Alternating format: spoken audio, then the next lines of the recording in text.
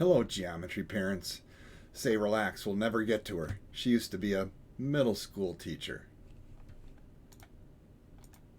Thanks for watching today. Welcome. My name's Mr. Apt. Just a couple of quick introductions and little fun facts to know here.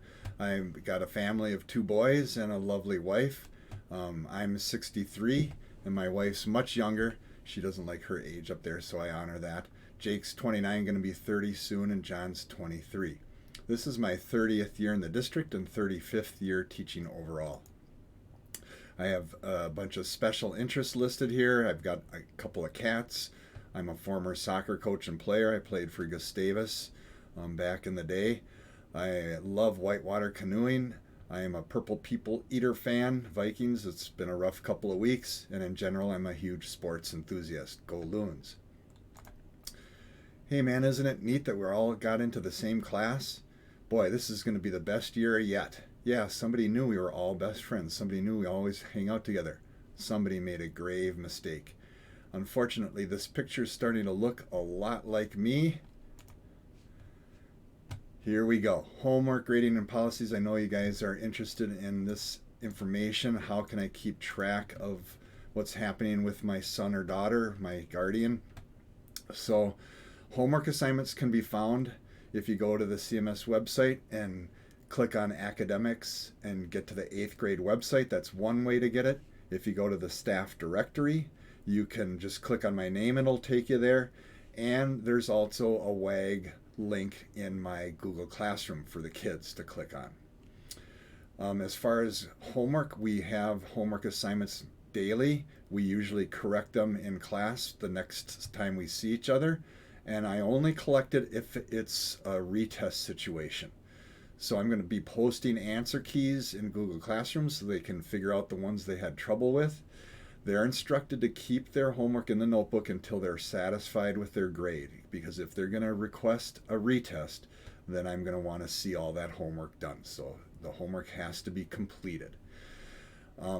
Just to give you a sense of the percentages here, we're going to have a bunch of tests this year. They're about 85 to 90% of the grade. I think there's a dozen in this course. And then the Moodle quizzes are throughout the year. Those can be taken as many times as it takes to pass, and that'll end up being about 10 or 15% of the grade. Retesting, I'm a stickler for having the homework completed, as I mentioned. They have to fix the ones they got wrong on the test. I have to see that and make sure that they've corrected it correctly. And then there's typically a redo review assignment, and then a parent signature on this golden ticket I'm going to show you in just a second. So there's a few hurdles to jump through before you can retest. One of the main points I want to make with you guys is that I need, within a week of them finding out their test result and they decide, you know what, this isn't good enough, I can do better, and they're going to retest, they've got to make a plan with me. They don't have to do the retest in a week, but they've got to make a plan to get it done. Currently, we're working on win times for me. I'm not in the classroom, as your son or daughter may have mentioned. I'm actually at home teaching remotely, so I'm going to be available for office hours on Wednesdays 1:30 to 3, so there's always a chance to connect with me then. And during class, there's going to be a lot of time to ask questions as well.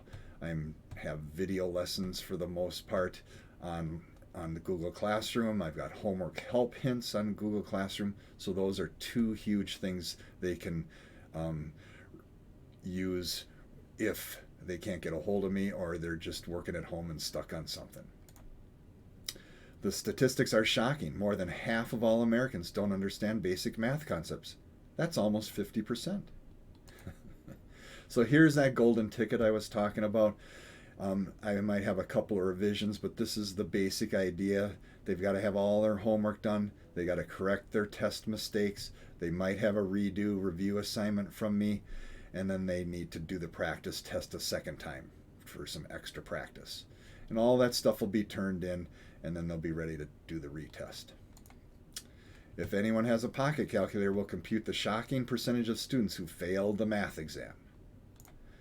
I get some questions each year about, well, what's next for my student? So if you're in geometry as a seventh grader, then Algebra 2 would be eighth grade. AAT, that's Advanced Algebra and Trig, Pre-Calc, and then you've got your 2 years of AP Calc. Those, if done well in, can actually get you some free college credits.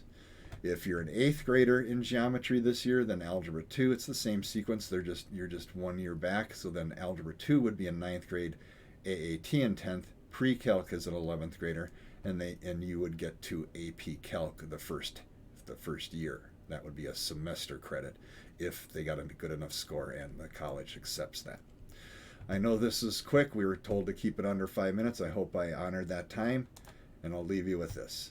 A dog's world, pi times leash squared. Have a great night, and thanks for watching. Take care.